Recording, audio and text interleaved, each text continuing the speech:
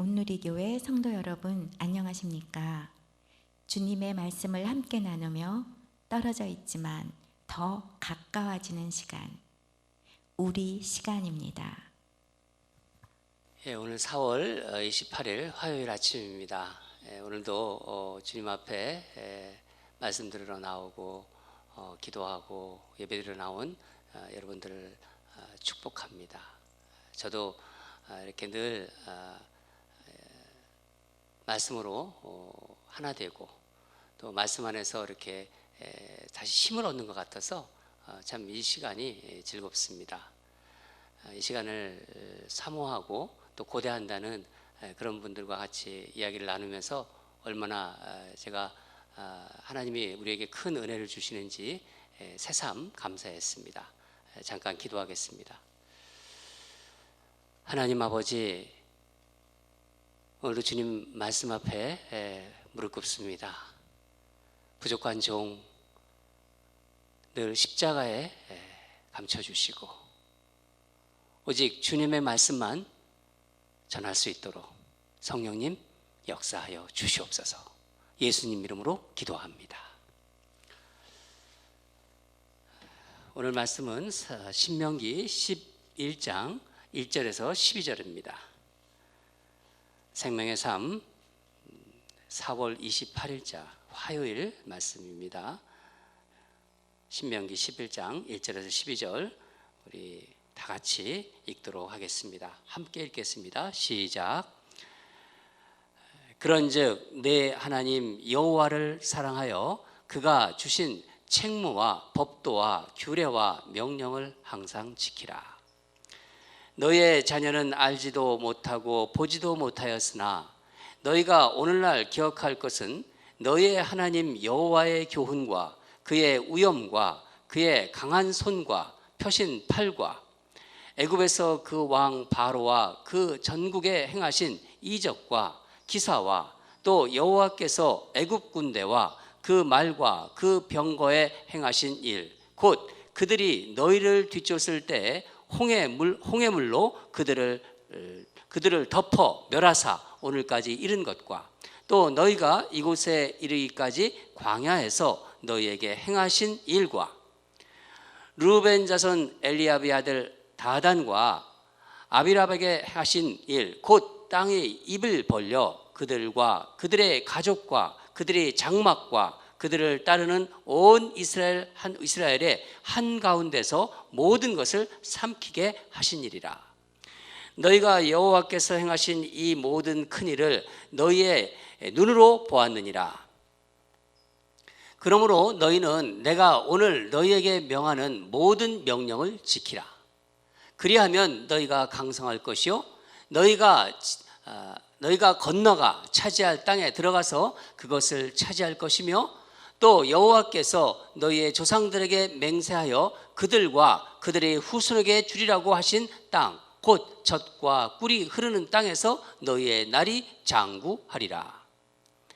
내가 들어가 차지하려 하는 땅은 내가 나온 애굽 땅과 같지 아니하니 거기에서는 너희가 파종한 후에 발로 물대기를 채소밭에 댐과 같이 하였거니와 너희가 건너가서 차지할 땅은 산과 골짜기가 있어서 하늘에서 내리는 비를 흡수하는 땅이요 네 하나님 여호와께서 돌보아 주시는 땅이라. 연초부터 연말까지 네 하나님 여호와의 눈이 항상 그 위에 있느니라. 아멘. 오늘 아침에는 행복에 대해서 좀 생각해 보려고 합니다. 진정한 행복이란 무엇인가? 그리스도의 행복에 대해서 여러분 생각해 보셨죠? 우리 행복한 거. 여러분 행복하기를 바라시죠? 제가 이렇게 질문을 하고도 약간 이게 우문인 것 같아요. 누가 행복하지 않기를 바라겠어요? 인간은요, 당연히 행복하기를 원하며 바랍니다. 그런데 신앙생활 하면서 우리 마음에 이런 정리를 한번 해보신 적이 있나요? 예수를 믿기 전에 행복과 예수를 믿은 후의 행복이 우리 안에서 어떻게 정리되어 있나? 새가족반 강의할 때 예수 믿기 전과 예수 믿은 후에 가장 크게 다른 점을 이야기하는 그 기억이 납니다. 세상을 보는 관점이 달라졌다고 얘기했습니다. 그러니까 세계관이 달라진 것이죠.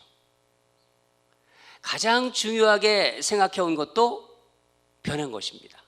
예를 들면 전에는 예수님을 모를 때, 예수 안 믿었을 때는요, 그게 세상의 물질이었어요. 특별히 돈이었어요. 지금은 하나님이라고. 그렇지 않습니까? 저 자신을 돌아보아도 그런 것 같아요. 제 관심이 물질에 있었는데 하나님을 알고부터, 하나님을 믿고부터 많이 영적으로 변한 것 같아요. 여러분들은 어떠십니까? 여러분, 예수님을 믿지 않았을 때 여러분이 생각했던 행복의 어떤 조건들과 지금 신앙생활하면서 하나님의 자녀라고 생각하는 여러분들이 생각하는 행복의 조건이 다르죠? 이 달라야 됩니다. 그게 자연스러운 거예요. 행여나 나는 별로 바뀐 게 없어, 그렇게 얘기하는 분이 한 분도 없기를 바랍니다.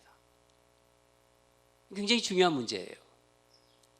결론적으로 말씀드리면요, 그리스도인과 불신자의 행복의 어떤 조건들, 이런 것은 다른 거예요. 여러분, 예수님을 믿는다는 것은요, 우리 인생의 가장 큰 변화입니다. 그래서 바울은 우리를 뭐라고 했습니까? 그리스도인들을 새 인류라고 그렇게까지 말했습니다. 예수를 믿는다는 것은 우리의 모든 것을 변화시킨 거예요. 보기에는요, 그냥 그 같은 모습으로 살고 있지만은 너무나 다른 것입니다. 오늘 본문 1절에서 우리가 보면은 여기 1절에서 7절까지는 모세가 하나님께서 이스라엘 백성들을 애굽에서 불러내기 위해서 당신의 강한 손과 그 팔로 행하신 기적들, 이적들을 이야기하고 있어요. 그리고 광야 여정 가운데 하나님이 역사하신 일들, 그것을 보고 기억해야 함을 이스라엘 백성에게 상기시키고 있는 것입니다. 하나님이 너희들에게 어떻게 행하셨는지, 즉 그러니까 과거를 잊지 말고 앞으로 들어갈 새 땅, 가나안 땅을 바라보라는 것입니다. 어제까지 인도하신 그 하나님이 여전히 너희들에게 새로운 가나안 땅을 줄 것이고 그곳으로 인도하실 것이기 때문입니다. 여러분, 우리가 하나님을 알지 못했을 때도 행복하게 살기를 원했어요. 그렇죠? 또한 하나님을 알고 하나님을 믿고 지금 이렇게 신앙생활하는 지금도 행복하게 살기를 원해요. 여러분, 그렇지 않은가요? 그런데 중요한 것은 행복의 조건이 달라진 것입니다. 오늘 한번 어떻게 달라졌는지를 말씀을 통해서 한번 살펴보도록 하겠습니다. 다 같이 10절을 읽겠습니다. 10절입니다. 시작. 내가 들어가 차지하려 하는 땅은 내가 나온 애굽 땅과 같지 아니하니 거기에서는 너희가 파종한 후에 발로 물대기를 채소밭에 댐과 같이 하였거니와. 가나안과 너희들이 살았던 애굽은 뭐예요? 근본적으로 다른 것을 지금 이야기하고 계신 거예요. 이 말은 행복의 조건도 다르다는 이야기입니다. 애굽 땅에서는요, 농사를 어떻게 지었다고 하나요? 너희가 파종한 발로 물대기를 채소밭에 댐과 같이 하였다. 무슨 말인가요? 애굽에서는 노동을 통해서 나일강, 애굽 땅에 나일강이 있지 않습니까? 나일강에서 물을 끌어와 밭에까지 끌어와서 그런 끌어오는 노동을 했다는 거예요. 애굽은 비가 잘 오지 않는 지역입니다. 그래서 농사는 반드시 나일강에서 나일강 물을 끌어와야 돼요. 나일강 물을 사용할 수밖에 없어요. 그러니까 사람들의 관심이 온통 나일강에 가 있습니다. 땅을 바라봐요. 하늘은 쳐다보지 않습니다. 나일강이 애굽 사람들에게는요, 생명의 젖줄이고 우상이 되었습니다. 이스라엘 백성들이 어디서 노예 생활을 했나요? 애굽이잖아요. 당연히 그들도 하늘을 보지 않고 땅만 바라보는 사람들이었습니다. 바로 세상 사고 방식에 젖어들었던 사람들이죠. 특징이 뭔가요? 내가 노력하는 것에 따라 내 행복이 결정된다고 생각합니다. 내 능력 가지고 행복하게 세상을 살 수 있다. 그게 세상 사람들의 생각이에요. 세상 방식이라고 볼 수 있죠. 그런데 가나안은 어떤가요? 이 이스라엘 백성들이 앞으로 들어갈 가나안 11절과 12절을 읽도록 하겠습니다. 11절과 12절입니다. 시작. 너희가 건너가서 차지할 땅은 산과 골짜기가 있어서 하늘에서 내리는 비를 흡수하는 땅이요 내 하나님 여호와께서 돌보아 주시는 땅이라. 연초부터 연말까지 내 하나님 여호와의 눈이 항상 그 위에 있느니라. 아멘. 가나안 땅은요, 가나안은 애굽과 상황이 다릅니다. 그렇죠? 말씀 보니까 가나안 땅은 하나님이 선택해 주신 땅이에요. 젖과 꿀이 흐르는 땅으로 비유하셨습니다. 비옥한 땅이라는 거예요. 산과 골짜기가 있어가지고 하늘에서 내리는 비를 흡수하는 땅입니다. 가나안 땅은 하늘에서 내리는 비를 흡수하기 때문에 굳이 물을 끌어올 필요가 없어요. 그래서 가나안 땅은 하나님이 때를 맞추어 비를 내려주셔야 사는 땅이에요. 그러니 시선이 어떻게 되겠습니까? 시선이 자연히 땅에서 하늘을 바라보게 됩니다. 복의 근원이 땅에서 하늘로 간 거예요. 하나님으로 바뀌게 된다는 것입니다. 하나님이 주시면 살고 주시지 않으면 살 수 없다는 것입니다. 모든 여건이 하나님을 바라볼 수밖에 없는 거예요. 여러분, 이게 바뀐 거예요.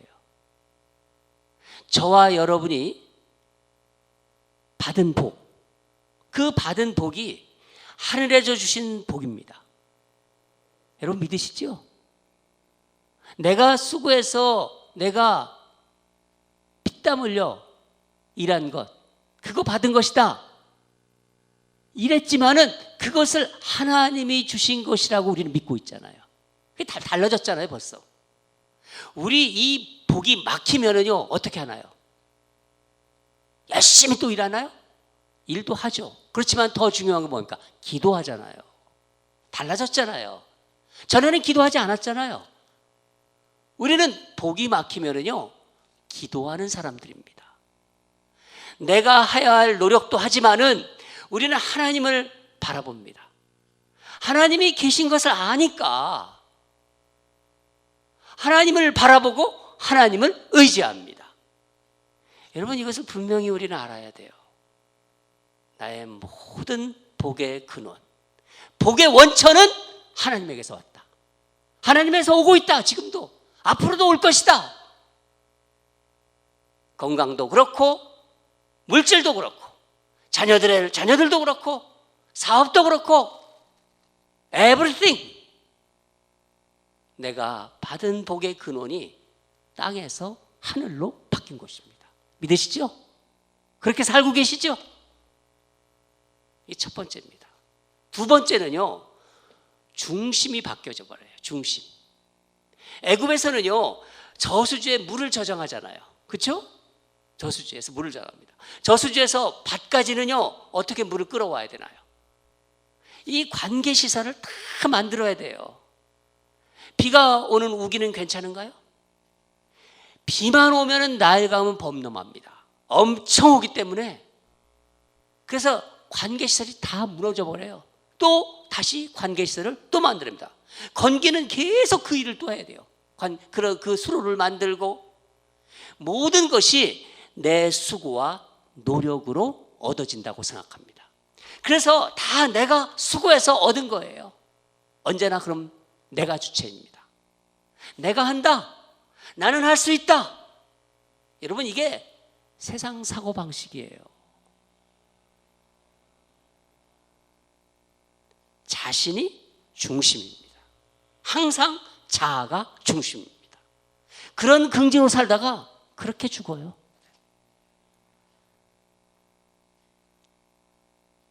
그렇게 세상을 떠납니다.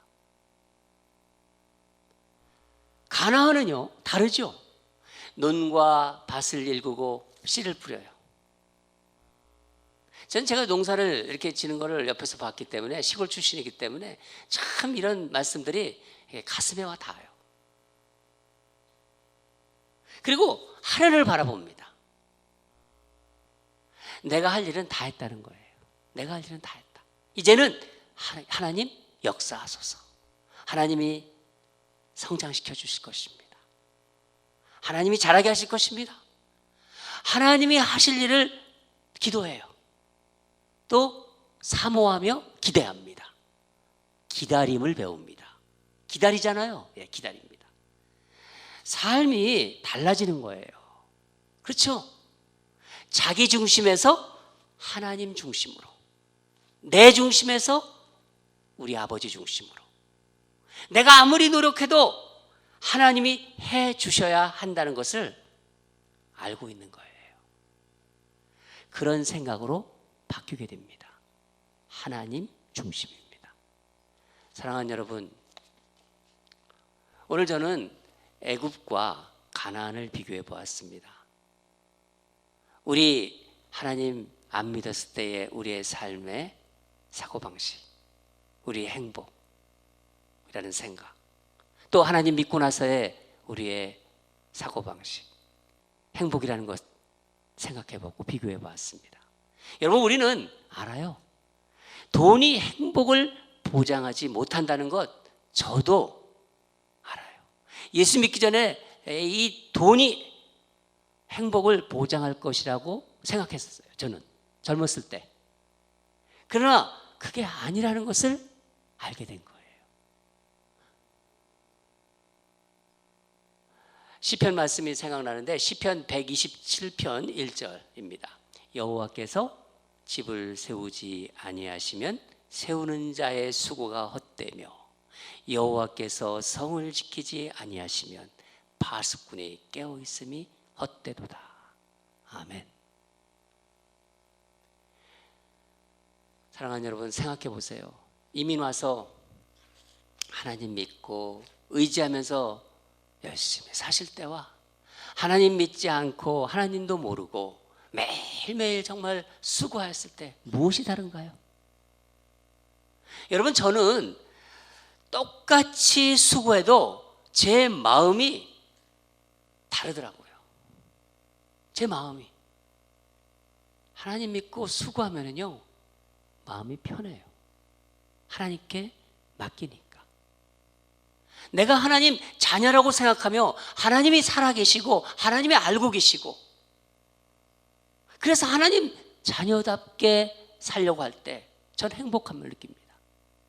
저는 그게 행복이라고 생각합니다. 하나님을 기쁘게 하는 일에 전 행복해요.